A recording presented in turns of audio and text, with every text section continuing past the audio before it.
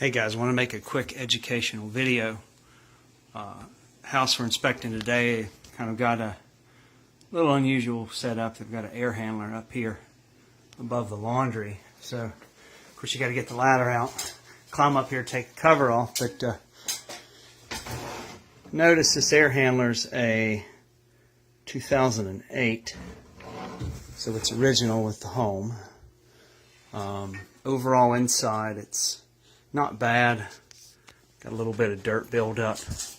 Notice there's quite a bit of dirt buildup, probably a little bit of a fungus growth on the padding, which is not uncommon, but it wouldn't hurt to have a good cleaning on this thing, because if you've got a lot of dust, you'll have some mold. They kind of go hand in hand. But the one thing I noticed with this one is if you look back here in the back, there's actually a standing puddle of water.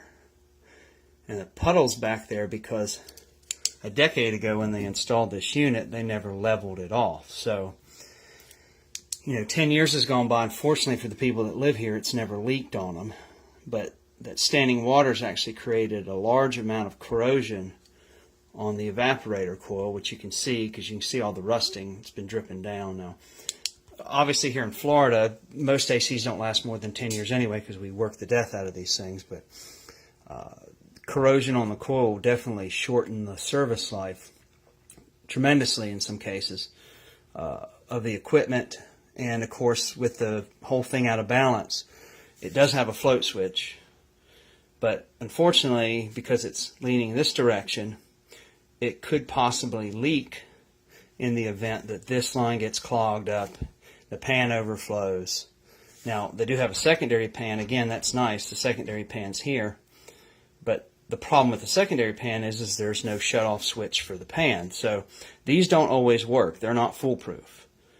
They do not always shut the unit off. So if the pan does fill up because it's out of square, it will either leak out of the back corner before it shuts the switch off, or the switch won't shut off and it'll leak in this pan. And when this pan fills up, which I have seen numerous times, mainly in attics because nobody sees them in the attics, this pan will fill up and this pan will overflow, and then it'll cause damage to the actual ceiling and the walls and all that stuff. And that won't typically happen until somebody goes on vacation for a couple weeks, and then they come back and they've got a big flooded mess. If they were here every day, it would never happen. When you go on vacation, that's when Murphy's Law comes into play. So while this unit's working, and at the end of the day, what I see is not really super detrimental for the age of it. It definitely is something that, fortunately for them, it hasn't created a problem yet as far as the equipment not working, but it definitely is something that needs to be remedied to at least keep it from continually causing the damage it's already caused.